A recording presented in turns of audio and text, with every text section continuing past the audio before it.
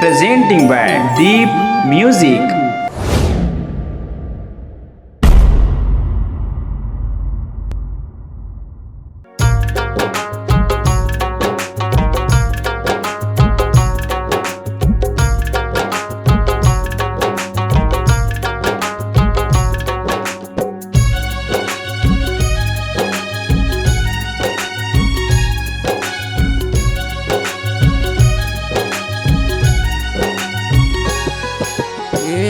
माटी के बैला ला भैया रोटी ला खवाएगा, गौ माता के बछड़ा ला भूखा तरसाएगा।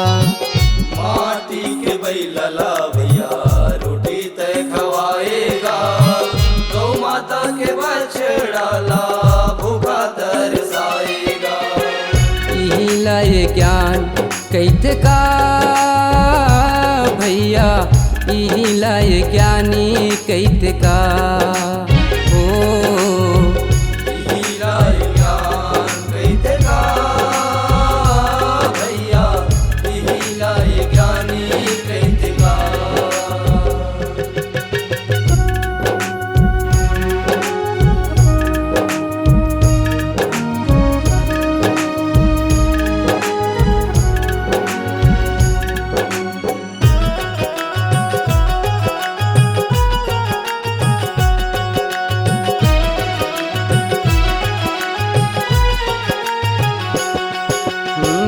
बुढ़वा हो के कई के बेचे पैसा ला कमाएगा, दया धर्म ला नहीं ते जाने पाप ला बढ़ाएगा।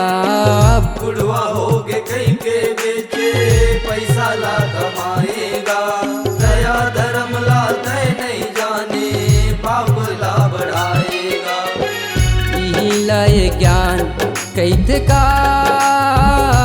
भैया, यही ला ये ज्ञानी कैसे का ओ। यही ला ये ज्ञान कैसे का भैया, यही ला ये ज्ञानी कैसे का।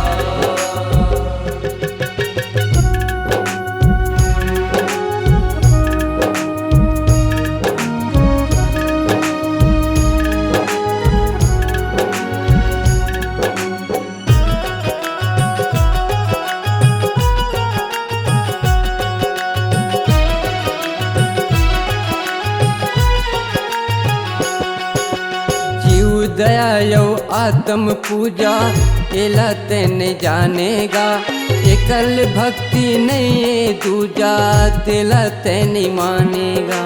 जीव दया आत्म पूजा ये ला तय जानेगा, ये कर ले भक्ति नहीं ये दूजा ये ला तय नहीं मानेगा।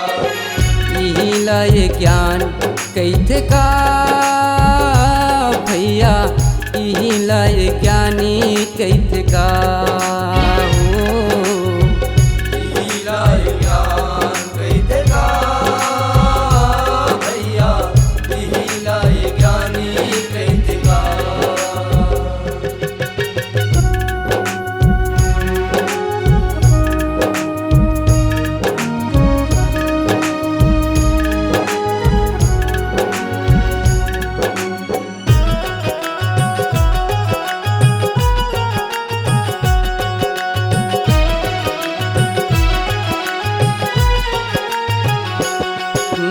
ग्रंथ रामायण भागवत गीता सब माँ यही बताए हैं, देवी देवा सतगुरु साहब गौ मातम समाये हैं। ग्रंथ रामायण भागवत गीता सब माँ यही बताए, देवी देवा सतगुरु साहब गौ माता मसमाए। यही ला ये ज्ञानी कैसे गा भैया, यही ला ये ज्ञानी कैसे गा ओ। यही ला ये ज्ञान कैसे का भैया, यही ला ये ज्ञानी कैसे का। माटी के बैला ला भैया रोटी ला खवाएगा, गौ माता के बछड़ा ला भूखा तरसाएगा। माटी के मई लला भैया रोटी तय खवाएगा, गौ माता के बछड़ा ला भूखा तरसाएगा। इला ये ज्ञान कैसे का भैया, इला ये ज्ञानी कैसे का हो। इला ये ज्ञान कैसे का भैया, इला ये ज्ञानी कैसे का ओ इला ये ज्ञानी कैसे का भैया, इला ये ज्ञानी कैसे का भैया, इला ये ज्ञानी कैसे का भैया, इला ये ज्ञानी कैसे का।